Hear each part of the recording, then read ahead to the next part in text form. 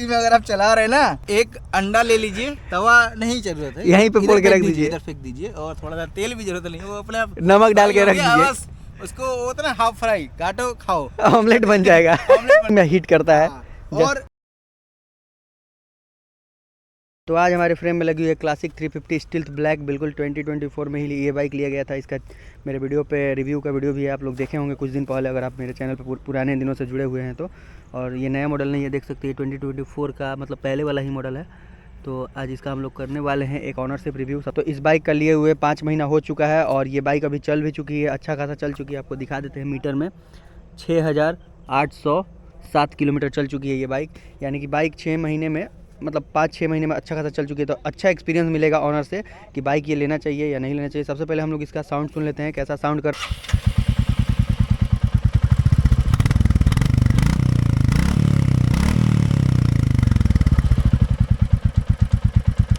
तो आप पूरी तरह से आप बाइक का वॉक अराउंड देख सकते हैं कि बाइक एकदम बिल्कुल न्यू है, अभी कंडीशन में है और एकदम चमक रही है। अभी भी 5-6 महीना का बाइक हो चुका है, तो मेंटेनेंस में भी है और सब चीज़ इसमें कवर करेंगे, क्या मेंटेनेंस कॉस्ट आता है या फिर क्या इसका मतलब डेली रूटीन यूज में मतलब कितना पेट्रोल पीती है या फिर कितना माइलेज देती है, सब चीज़ हम लोग कवर करेंगे। इससे कभी तक कितना लॉन्ग ट्रिप हुआ है वो सब कवर करेंगे। और ये बाइक आप किस पर्पज़ से लेना चाहते हैं वो आप हम कमेंट बॉक्स में ज़रूर बताइएगा, उसके ऊपर भी डेडिकेटेड वीडियो मैं बना दूंगा। तो अभी मिलते हैं इस बाइक के, तो अब हम लोग मिलते हैं इस बाइक के ऑनर से। तो ये रहे हमारे बाइक के ऑनर, क्या नाम हुआ आपका? हेलो भाई, मेरा नाम है आकाश कुमार चंदेल। और इनको आपने पहले भी मेरे चैनल पे देखा होगा एक बार, बिल्कुल सेम बाइक के साथ बहुत सारे वीडियो पड़ा है, आप जाके देख सकते हैं। तो चेकआउट करिएगा। तो भाई का बाइक लिए हुए कितना टाइम हो गया आपका बाइक लिए हुए? 5 महीने मतलब 4 महीने 25 दिन हुए हैं अभी तक। और अभी तक आपका बाइक कितना चला हुआ है? अभी हमारा बाइक चला है 6807 किलोमीटर। जैसा कि आप देख सकते हैं सामने 6807 किलोमीटर चल चुका है बाइक, यानी कि बाइक कल ही हम लोग आए हैं बरेली से 712 किलोमीटर चला के आ रहा 9 घंटे में। तो चलिए, ये मतलब बाइक बहुत ज़्यादा राइड कर चुके हैं, तो सबसे पहले हम लोग क्वेश्चन हम लोग का यही रहेगा कि इस बाइक से भाई का लॉन्ग ट्रिप हाईएस्ट कितना किलोमीटर का रहा है? हाईएस्ट अभी मेरा कल का ही था, 711 किलोमीटर का राइड था, जिसको मैंने सोलो किया था पूरा, मतलब बैग वगैरह पीछे बांध के अकेला पूरा ड्राइव। सुबह 4 बजे बारिश वगैरह सब पानी रोड पे यहाँ तक पूरा भरा हुआ था, उसमें अकेली बाइक खींची है मैंने। तो आप सुबह में मतलब 700-800 करीब मतलब 700-800 किलोमीटर करीब राइड किए। हाँ, 700-800। तो मतलब कि आपको ऐसा फील नहीं हुआ थकान वकान जैसा इस बाइक के साथ? नहीं, वो इससे कुछ फील नहीं हुआ। जो इसका ये जो सीट है बहुत कंफर्टेबल, आप आराम से गाड़ी, थोड़ा सा ये है कि अब ज़्यादा गाड़ी चलाइएगा तो हल्का सा आपको इधर एल्बो में कोई भी गाड़ी हो हल्का सा पेन होता है। ग्लव्स पकड़ के आराम से आप गाड़ी चलाइए, कोई दिक्कत नहीं है।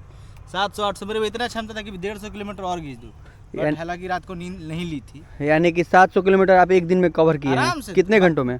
9 घंटे में। और बाइक का एवरेज स्पीड क्या रहा था? एवरेज स्पीड मेरा था 80-90, यानी कि 100-80 के बीच में। हाँ, इसके बीच में गाड़ी भगाई भी है बीच बीच में, एक्सप्रेस वे पूर्वांचल, मतलब मज़ा आ गया। कहाँ से कहाँ तक का राइड था आपका? अब मेरा था यूपी बरेली से बिहार आरा तक का मेरा राइड था। यानी बिहार में यूपी बरेली से बिहार आरा, आप डिस्टेंस जाके मैप करके देख सकते हैं, जो कि वाया शाहजहांपुर, लखनऊ, पूर्वांचल, फिर आपका बलिया, बक्सर, ऐसे आए हैं। राइडिंग कंफर्ट आपको कैसा लगा? बहुत शानदार, मतलब कोई और बाइक लेते तो हम थोड़ा मुश्किल था ना। बैक पेन कुछ नहीं, और सीट का कंफर्ट बहुत सही, मतलब A1। यानी कि इससे अगर आप 1000 किलोमीटर राइड करेंगे एक दिन में तो कोई प्रॉब्लम, कोई दिक्कत नहीं है। और वैसे आप उसके अलावा भी कहीं राइड किए हैं कि नहीं? पहाड़ वहाड़ में नैनीताल गया था इसको लेके, नैनीताल, भीमताल, कैंचीधाम, पूर्णागिरी, वो भी अभी जुलाई के महीने में, जबकि मतलब भूस्खलन मतलब ज़मीन उमीन घसक रखी थी, उसमें भी इस गाड़ी ने बहुत अच्छा माइलेज दिया और बहुत अच्छा इसका कंफर्ट रहा विद पिलियन राइडर। एक और मेरा दोस्त था साथ में, कोई फील नहीं हुआ हमें। तो आपको जैसे अभी आप इतने लॉन्ग राइड करके आए तो आपको मतलब इतना लॉन्ग राइड में मतलब हाईवे पे आपको कितना माइलेज मिला?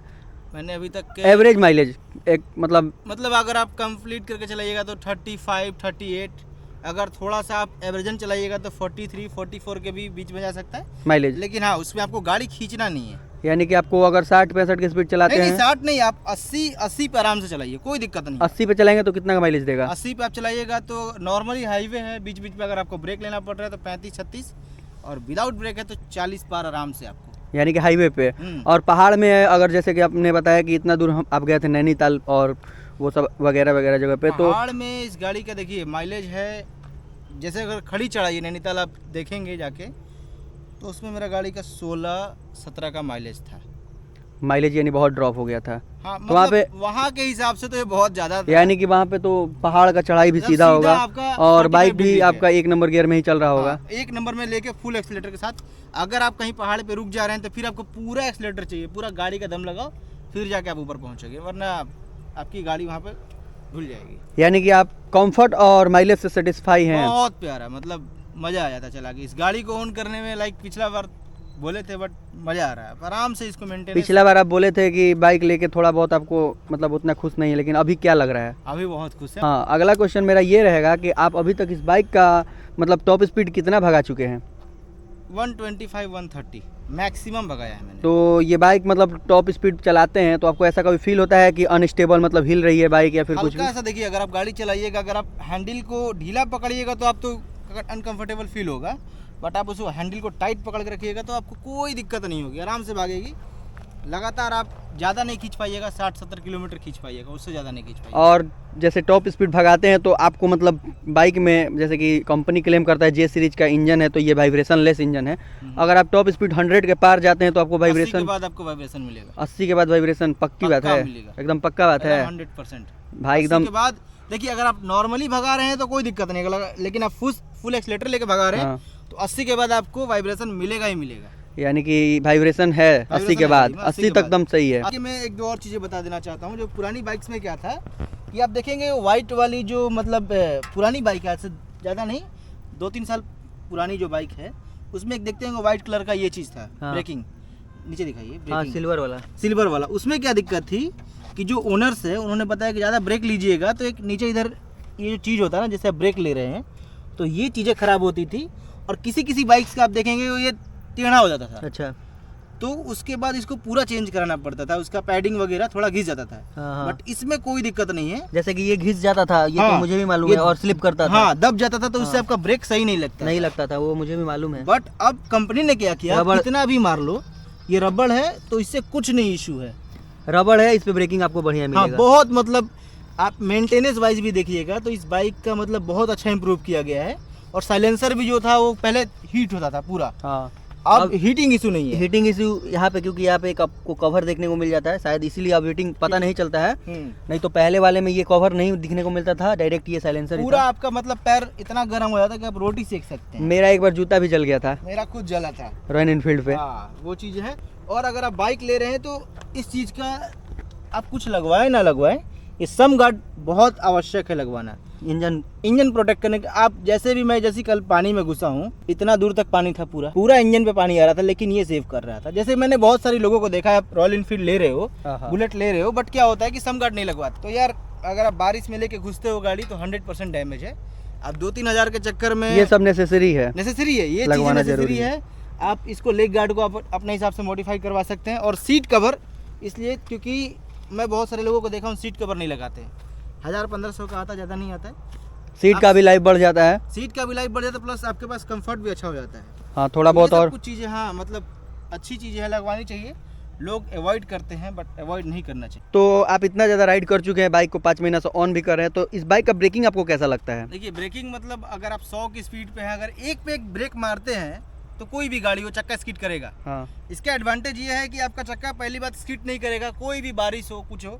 बट हाँ, अगर आपको ब्रेक लेना है तो हल्का सा, अगर आप टॉप स्पीड में है, मान लो 100 की स्पीड में है, हाँ। हल्का हल्का आपको लेना पड़ेगा। एक पे अगर आप मारिएगा तो आपको थोड़ा सा दिक्कत आएगी। वैसे हम ऐसा सुने हैं कि जो रॉयल एनफील्ड का क्लासिक 350 है, बहुत ज़्यादा हेवी वेटेड है, 195 kg इसका वेट है।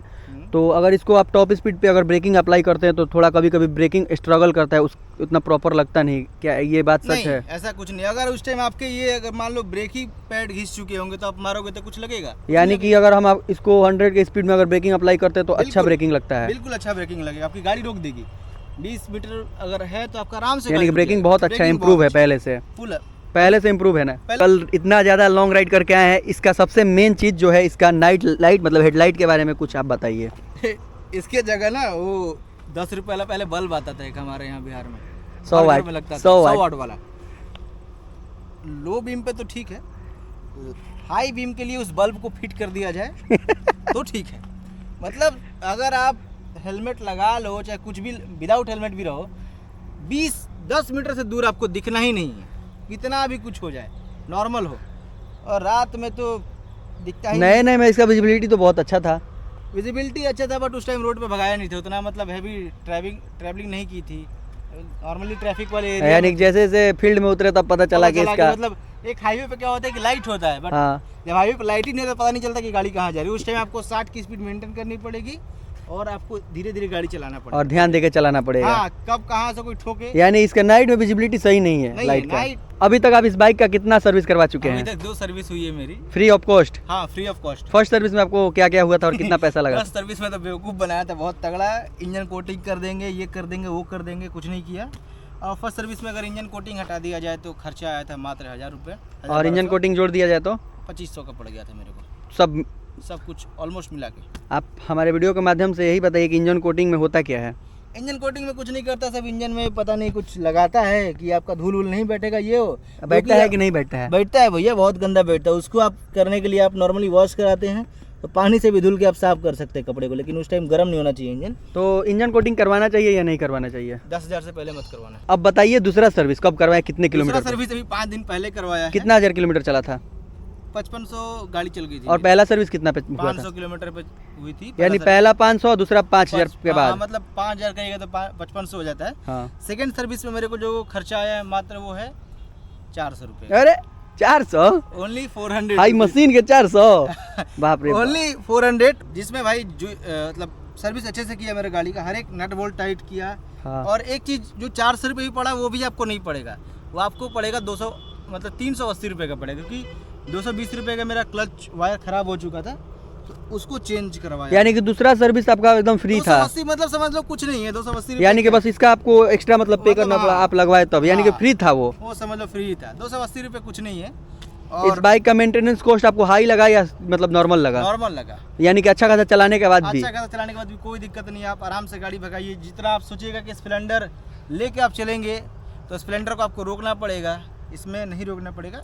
इक्वली है, कोई भी आप गाड़ी ले लो इस सेगमेंट की, आप बढ़िया से बढ़िया, और इससे आगे सेगमेंट भी ले लो, पीछे भी बेस्ट बाइक है ये। बेस्ट बाइक है आप फॉर टूरिंग, सिटी राइड और हाईवे राइड। नहीं, सिटी के लिए दिक्कत क्या है, इंजन हीट होता है। आप नॉर्मली आप चलिएगा, बार बार क्लच ब्रेक ले रहे हैं तो सिटी में आपको एक तो क्या है कि हमारे जिधर बिहार में रहते हैं, यूपी में, ये लेफ्ट और राइट कहीं से भी घुस जाते हैं। हाँ, इंडिकेटर का वहाँ पे वैल्यू नहीं है, हाथ का वैल्यू है। इंडिकेटर दे रहा, हाथ दे रहा, फिर भी रॉन्ग साइड से घुस जाएंगे, तो उसमें आपका अगर आप अनबैलेंस होते हो तो आप गिर सकते हो, तो उसमें आपको सेफ चलना पड़ेगा। और गर्मी के दिनों में, अभी गर्मी का जैसा दिन चल रहा है, तो इंजन हीटिंग है या नहीं है इसमें?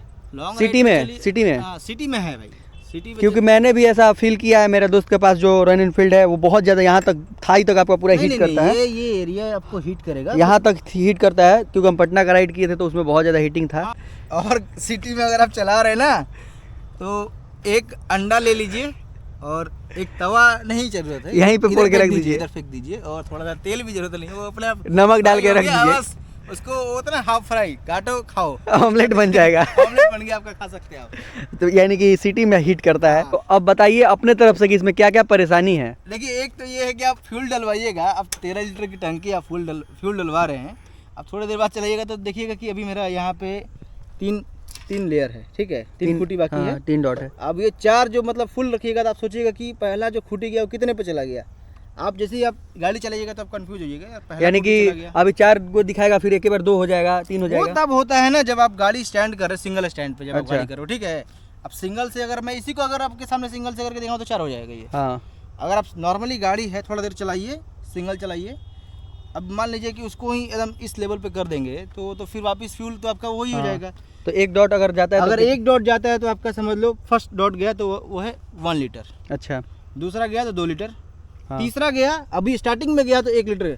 3 डॉट अगर मान लो स्टार्टिंग ही जैसे चले गए तो आपका 4 लीटर तेल खत्म हो गया। अच्छा। और दूसरा गया 6 लीटर, अभी मेरी गाड़ी में है 7 लीटर तेल। रिजर्व में ये गाड़ी 3 डॉट बता रहे, यानी 7 लीटर तेल है। रिजर्व में ये गाड़ी 5.5 लीटर 5 लीटर तेल रखती है, नॉर्मली रखती है। आप 120 किलोमीटर आराम से जा सकते हैं, कोई दिक्कत नहीं होगी आपको। और यहाँ पे रिजर्व जब लगता है तो यहाँ पे आपको एक लाइट करने लगता है। ये जो आप फ्यूल गेज वाला देख रहे हैं मीटर, ये रिजर्व लगता है तभी जलता है, उसके अलावा नहीं जलता है। तो आप बताइए कि बहुत सारे लोग चाहते हैं इस बाइक को लेना, सिटी में राइड करे या फिर ऑफिशियल काम करे या फिर पहाड़ी क्षेत्र में कभी कदाल घूमने चल जाए, लेह लद्दाख वगैरह स्पीति, तो ये बाइक उन सब चीज़ों के लिए सही है या नहीं? एक्सपीरियंस, पर्सनल एक्सपीरियंस बताइए। बहुत सही है, क्योंकि देखिए आप कितना भी ऊपर जाइएगा, चढ़ाओ तो आपको आगे पावर मिलेगा। चढ़ना ही है भाई, पहाड़ में जाओगे चढ़ना ही है। तो उसमें आप नंबर 1 गियर डालिए, आराम से आप स्मूथली चले, कोई दिक्कत नहीं कोई है। दिक्कत नहीं है। और सिटी में राइड करने में, सिटी में और प्यारा है। और आराम फैमिली को बैठाने के लिए से हम अपनी बीबी, गर्लफ्रेंड, बाल बच्चा जो है इधर लेके बैठ जाइए, आगे बच्चे को रख लीजिए, बहुत बढ़िया से आप सब्जी भाजी लाना है इधर टांगिए, यानी कि इधर टांगिए, ऑलराउंडर बाइक है। ऑलराउंडर, इधर टांग लीजिए। देखिए इस लेग गार्ड के बहुत फायदे हैं, आपको नहीं पता हो तो एक इधर बैग लटका के, और एक उधर बड़ा वाला झोला लटका सीमेंट वाला, के, और इधर बांध दीजिए। क्योंकि सब्जी ले इंजन- लीजिए 5 किलो आलू, 5 किलो टमाटर। आलू, 5 किलो टमाटर ले लीजिए, और ना तो बोतल रख लीजिए यहाँ पे बढ़िया से। आप वो स्टील का बोतल रखिएगा, गर्म पानी पीने का अगर इच्छा हो ठंडा में तो इधर को बोतल लगा के टांग लीजिए, यहाँ से इंजन हीटिंग से गर्म हो जाएगा। करेगा ऑटोमेटिक, मतलब नेचुरल आपको ये चीज़ दिया गया है, उसका आप आराम से, नेचुरल हीटर। नेचुरल हीटर है। तो आप बताइए, इस बाइक को आप जब खरीदे थे 2024 में, मतलब आज से 5 महीना पहले, तो आपको ये बाइक कितने में पड़ा था? देखिए इसका शोरूम प्राइस है 1,72,000 प्लस 28% GST लेके मेरा 2,20,000 बैठ गया था, और प्लस RTO वगैरह आप ले लीजिएगा तो ये 2 लाख, इंश्योरेंस वगैरह 2,52,000 का पड़ जाएगा। बाइक का पूरा कॉस्ट पड़ा था मेरे को 2,56,000 विदाउट एसेसरीज, विथ एसेसरीज 2,76,000 पड़ गया था। तो आप इस बाइक पर 2,76,000 इन्वेस्ट किए, आपके लिए ये बाइक सेटिस्फाई है कि नहीं, मतलब आप अभी इसके साथ सेटिस्फाई हैं या नहीं? बहुत सेटिस्फाइड है मेरा, जैसे कि स्पीड का भी शौक था। तो यही था आज का हमारा इस बाइक का ऑनरशिप रिव्यू। तो वीडियो कैसा लगा? वीडियो अगर अच्छा लगा तो वीडियो को लाइक करेगा, चैनल पर नहीं होगा चैनल को सब्सक्राइब करेगा। मिलते किसी और अगले नए ब्लॉग में, तब तक के लिए keep supporting, till then bye bye, जय सिया राम।